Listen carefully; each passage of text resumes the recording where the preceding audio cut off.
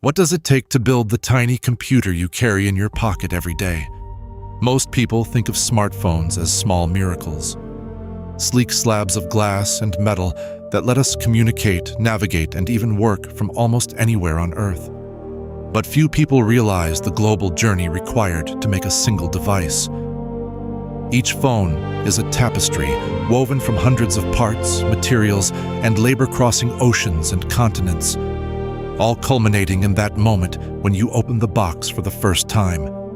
Let's peer beneath the touch screen, beyond the camera and the app icons, to unravel the hidden network, the supply chain that brings a smartphone into existence. Smartphones start their lives in places you might not expect. Deep inside the Earth, miners extract metals like cobalt, tantalum, and lithium. These aren't just exotic-sounding elements, they're essential. Without cobalt, your phone's battery wouldn't have the energy density to last more than a few hours.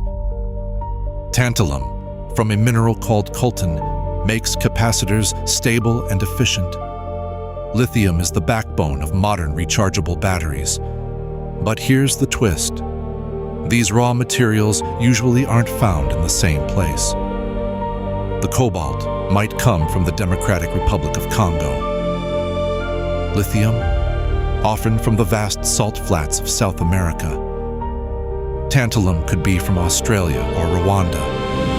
Before a single phone is assembled, a global dance has already begun.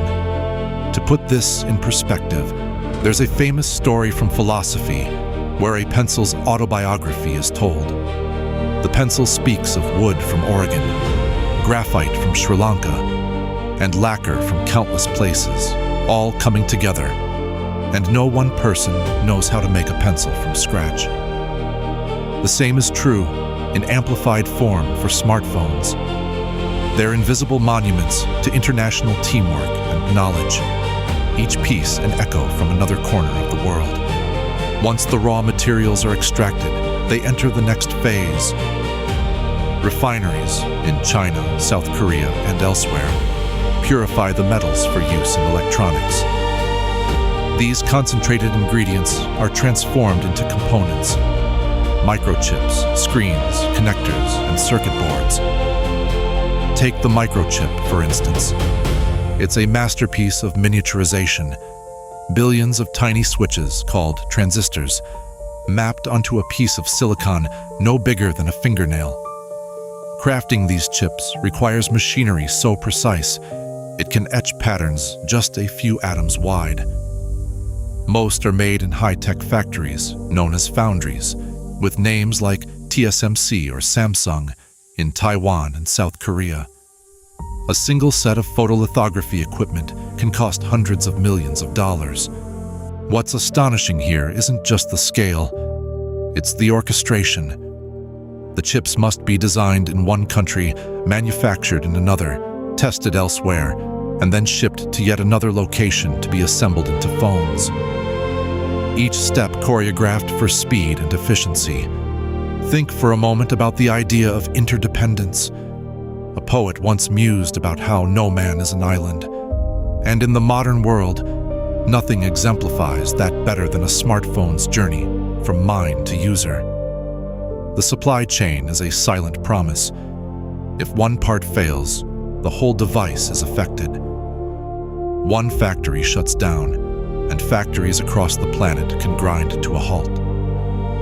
Technologies, economies, and millions of jobs are all interconnected, sometimes for better, sometimes for worse. Now, we can't talk about smartphones without mentioning their most visible part, the screen. Modern devices use displays called OLED or LCD. The materials for these come from a laundry list of sources: rare earth elements, specialized films, color filters. Most screens are built in enormous cleanroom factories, often in Japan, South Korea, or China, where robots and technicians don full-body suits to avoid even the tiniest dust contaminant. Just a single speck could ruin a panel. Imagine the artistry. Thousands of tiny pixels, each glowing with microscopic changes in electricity, working together to create a smooth, responsive screen. The result? What you see when you watch a video or scroll through your photos. The glass window to your digital world. Screens remind us of a timeless insight from ancient literature. Appearances are often deceptive. What looks like a sheet of glass is actually a sophisticated sandwich of materials, layered with science and shaped by human ingenuity. Let's talk about the heart of your device, the battery, lithium-ion. These batteries power not just phones, but laptops, cars, even some airplanes. Inside, layers of lithium, cobalt, and graphite work together to store energy safely and efficiently. Yet, the very convenience we take for granted on a daily basis relies on an invisible web of mining, transport, and chemistry, with environmental and ethical challenges at every stage. Reflection brings to mind the philosopher's question: what price convenience? For every battery, there are costs beyond the price tag. Impacts on local economies, environments, and sometimes communities in conflict zones. It's a reminder that our tools come with stories, not just specs. Cameras are another marvel, a stack of lenses, sensors, and software that can capture moments in more detail than most standalone cameras from just a decade ago. The glass for these lenses is melted and polished to perfection. The sensors, tiny and sensitive to light, are patterned with nanometer-scale precision. Manufacturers of these parts cluster in places like Japan and Germany, each adding expertise from fields like optics, electronics, even quantum physics. Poets have long called the eye a window to the soul. With smartphone cameras, we create new ways to see and be seen, sharing life's details across continents in seconds. Yet every image is possible only because materials, science, and global coordination make that camera fit in your pocket.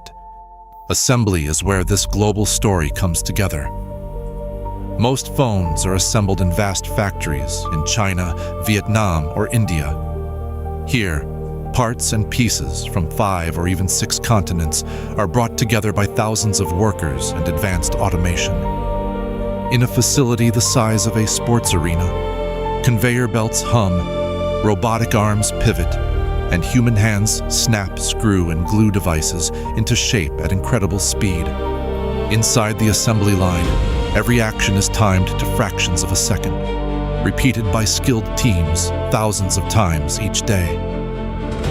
Devices are tested, polished, boxed, and packed for shipment. Think about the magnitude here. Millions of units a month, destined for shelves and doorsteps worldwide. The philosopher's remarks about the sweat of many, the hands of the world, can feel abstract until you realize just how many lives touch a single device.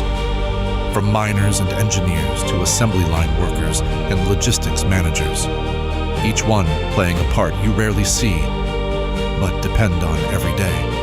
After assembly, a phone takes another journey, by truck, ship, or plane, across oceans and borders. Freight containers move through ports and rails. Customs agents check paperwork.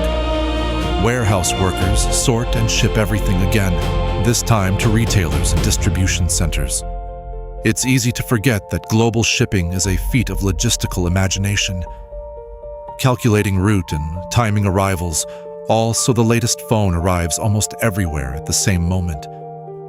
The world's supply chain is a river currently shaped by trade agreements, weather, and even global disruptions. There's a line from poetry: all things flow. And that's true for our material world. Smartphones, and the parts inside them, flow along invisible paths shaped by the demands and decisions of billions of people.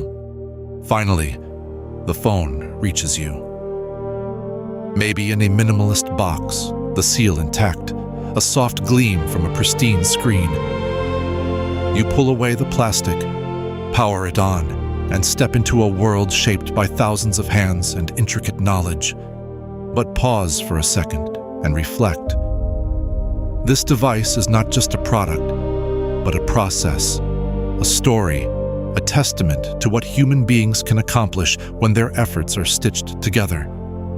Whether you're sending a message, taking a picture, or just scrolling through a news app, you're relying on minerals carved from ancient rock, microchips sculpted with light, and labor spanning cities, villages, and remote landscapes.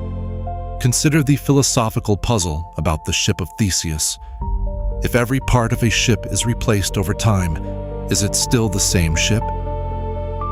With smartphones, we have the reverse. Thousands of parts from thousands of places merged into one seamless whole. What makes the phone yours isn't just the sum of its parts, but the web of stories and labor that brought it together. The next time you hold your smartphone, think past the polished screen and slim design.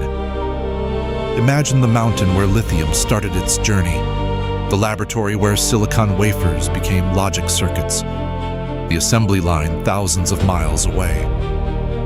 Envision the ships and trucks carving invisible highways across the planet, carrying fragments of the modern world into your palm. It's easy to take wonders for granted, but in every phone, we see a monument to global creativity, connection, and collaboration.